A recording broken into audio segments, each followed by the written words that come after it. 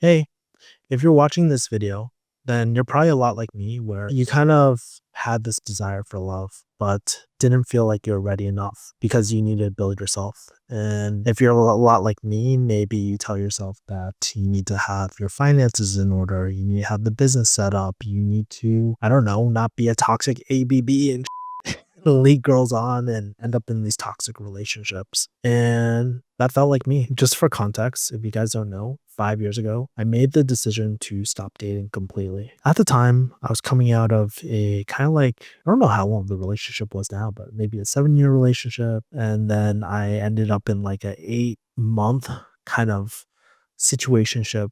Well, someone I actually met on this channel, which is crazy. And I think during that time, I just realized how hurt I was and realized that I actually had a disorganized attachment styles. If you don't know, then I actually did a video on like attachment styles on my main channel that you can find. But basically, a disorganized attachment style is like sometimes you're anxious. So you're like the stage 5 clinger, kind of super needy, always wondering what the other person's doing and stuff. Are they thinking about me? And then with the 7 year long relationship, I was the avoidant. I just didn't want to talk about our issues. I was just like, I would pull away and kind of disappear. Never ghosting completely, but I was very, very avoidant. And I realized that at the time, I was like, there's no way in hell I'm going to have a healthy relationship. And I was kind of right, by the way, but I don't really feel like it had to be this all or nothing decision. At least not dating for like 4 or 5 years. That's kind of insane, dude. That's a long ass time, right? And so this year, I actually went to Asia and I told myself, like, hey,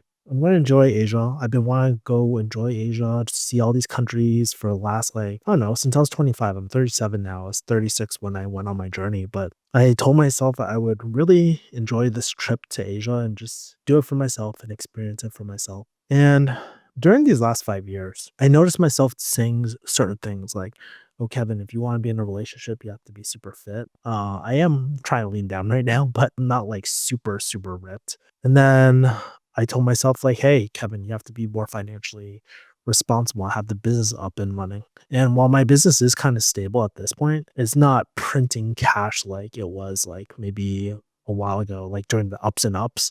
It's not like that. I told myself that I have to have a successful YouTube channel before I start dating. And the thing is like, I didn't realize at the time, but what was happening was like my perfectionism was really, really creeping in, where I had this such high standard of myself, who I needed to be in order to be deserving of love. And it was very, very insidious, right? Because, when I think about like my friends who are in dedicated relationships, their partner, they love them for who they are and stuff like that, right? Like, and they actually grow together. But me, like, oftentimes, since I didn't feel like I was enough for my partner, I felt like I had to just detach and disappear and work on myself. And not saying that that wasn't helpful, it definitely was for certain points. But I think sometimes relationships get actually a bad rap. Meaning, like, maybe what if I was kind of reacting this way because I was looking for the wrong relationships? Let me kind of explain. Like, I think in the West, something I've kind of realized with the women out in the West, now that I've been here in Asia for such a long time, is that a lot of the women out in the West are kind of masculine. A lot of times they're asking like,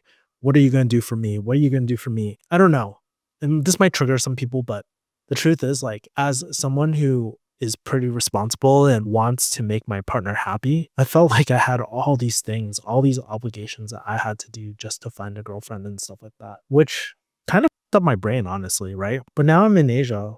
I realized that the women, like, they appreciate me for who I am. And being with someone who's very nurturing, who accepts me for me, it makes me want to actually work as a team, give more to my partner and stuff like that. And yeah, take care of people. It brings out my masculine. And so I saw this really, really great story. I can't find the short anywhere. I was spending hours looking for it. And I was like, this is ridiculous. Like, it was talking about the feminine, right?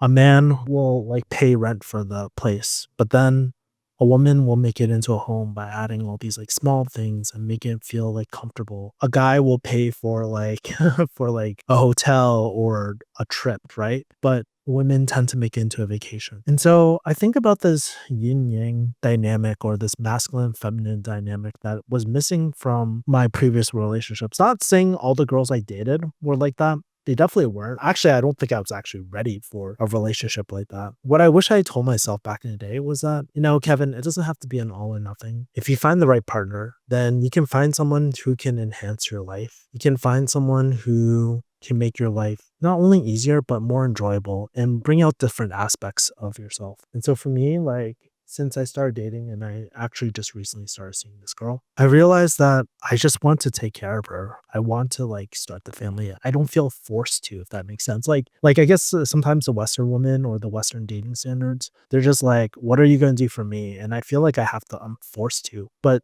because this person brings so much joy, makes my life so much easier. She thinks about me. It makes me want to do stuff. And in return, and it makes me a better man too because it's bringing out my masculine. I know this is like kind of unpopular thought, but I really do think in the West sometimes that things have gotten, I'm not saying like, we should like go back to old days of like women roles and all that sort of stuff, but there is something lost with the masculine and feminine energy. And you do see it in things like gay couples and stuff too, where there is a driving force, a hunter, like kind of a hunter, and then there's a restorative force that the women come into play with.